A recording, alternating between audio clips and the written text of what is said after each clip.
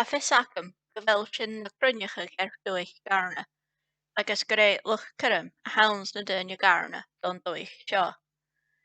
Bheirh mí meas ar seanna chéan na garna beo agus nach maireann, agus ar dúilchas beo na garna agus gach túsannach chomhlarainn an dtú.